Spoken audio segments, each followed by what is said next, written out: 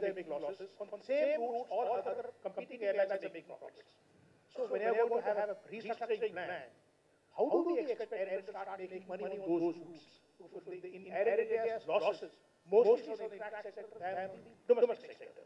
My second question is about 787. I could hear all of your questions clearly, but what I understand is you are saying that Air India has been losing. Air India has been losing on international routes. Not all routes they are losing money, and partly that's why we are getting this Dreamliner and there are plans to acquire newer planes where maintenance is low, where the fuel cost is low.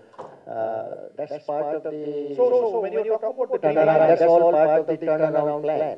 When you talk about Dreamliner, you know there's an issue within Air India that Air Indian pilots will fly and not the Indian airlines will fly, and Air India crews will want to code. How are you going to resolve that issue? See, that issue is not with Dreamliner. The issue is between Air India and Indian Airlines. The issue has arisen because of the merger of Indian Airlines with Air India, and Justice Dharmadhikari report has been received. That committee was constituted to resolve the problems arising out of that merger.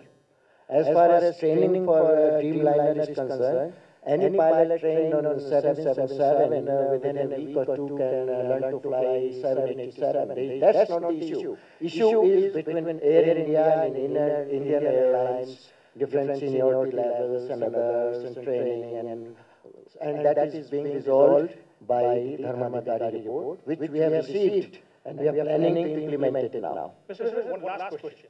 You have been doing the best in terms of getting ATF on an actual user basis. That may bring down the cost. Under the ministry, but it's an authority. And they do studies, they ask the ministry, they ask all the experts. On that basis, they decide. They check with all the stakeholders also, the airlines and the airport authorities and all that. I think the cost will go up. You see, the fares have increased by 18-20%. The traffic has fallen to 8% now from 18%. So how are you going to organize this? But exactly, you are saying the costs have gone up. Costs will go up because of ATF. See, all those, whatever, costs go up, new costs are there, airport operators ask for more return. That's why the airport authority is there, AERA is there. They look into all these problems and come up with an equitable answer. Given the precarious financial condition of the air carriers, can you please highlight some of the key measures being initiated by the government to help the overall sector? And what is the immediate outlook for the Indian air carrier sector? Some key steps. See, as we said that allowing airlines to invest under FDI is one measure. Allowing that to cut down their operation costs, so we have allowed them to import the aviation fuel. We are giving them traffic rights under bilaterals, and that will incidentally help the airports also. There will be more flights. So the airport operators will also gain by that.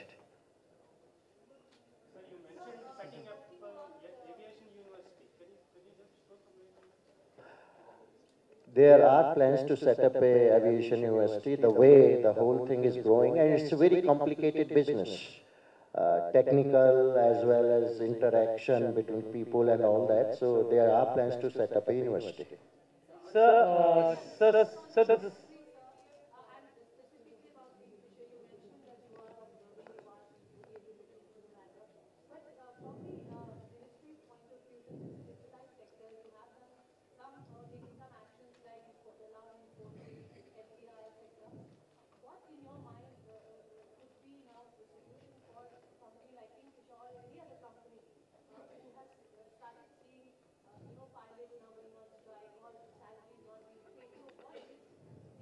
See, some problems are across the industry.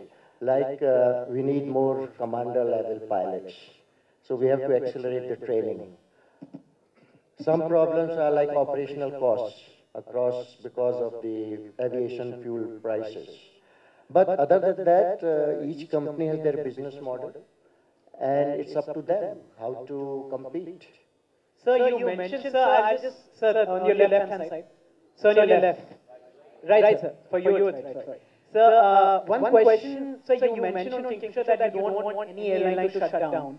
However, you made it clear that you will not ask banks to lend. Their accounts are unfrozen. So there is indirect government pressure also, where there's no help really coming to them. So if a situation comes where Kingfisher has to shut down, will you intervene at that point of time? Because people are now saying it's a matter of weeks the way things are going. Again, let me re-emphasize that government will not and cannot bail out whether it's Kingfisher, Jet or any other private airline. And we don't want any airline to close down. In fact, government doesn't want any industry in any sector to close down because they have employees, they have customers, all that causes problems. But it's a free enterprise and there are several airlines, and if one airline, they have to marshal financial resources, they have to have a business plan that convinces the banks to loan them money, because aviation industry is a very capital intensive industry. They are in continuous need of funds. But then they have to convince the banks that they have a viable business plan. Government has nothing to do with that. Earlier question of yours was incomplete actually, where you mentioned about the current steps being taken, like under FDI, import aviation fuel and also traffic rights under bilaterals. Are these only the three steps or anything else which is to be there? And your immediate outlook for the sector? We are discussing within Aviation Ministry, and we always welcome any suggestions from informed people like you. So when you talk about any airline, Okay, enough questions. Sir, what is the immediate outlook for the Indian carriers industry, sir? What is your immediate outlook? Let's look at the outlook in the long term, very bright. The passenger traffic will grow, Indian economy is growing, middle class is growing, and for any kind of business now, the aviation is a vital sector. For hospitality industry, which includes tourism, aviation industry is a very necessary part of that. It is a very big employment generation sector. So I think whatever problems we are seeing, some of those problems are beyond the control of the airlines or the government. External factors are there. Oil prices are going up. But other than that, I see these problems are for a short duration. As I say, that aviation industry is very capital intensive and they have cycles also. If you see the last year, the Singapore Airlines, Qantas, Emirates, all their profits are taking downturn. But as I said, it's a cyclic as well as capital intensive. And looking at the 7, 8, 9% growth in Indian economy, I believe this sector will survive, thrive, and grow. Thank you. Vijay Mallya has funded 20 million pounds in his Force India F1 team. How do you see this development vis-a-vis him asking for loans from Indian public sector? I don't see it anyway. It's for Mr. Mallya to invest his money wherever he wants to, and the government will follow the rules. If he follows the rules of DGCA, if he's able to keep the schedule, if there is no passenger safety problems, we are not concerned where Mr. Vijay Mallya invests his money. You said about the long term. You said about the long term. What is the short term? Next 6 months to 1 year. I plan to be back here in 2 years for the next aviation. So therefore, let's not make long term too long. Okay? We'll talk about it then. Short term outlook for the next 6 months to 1 year.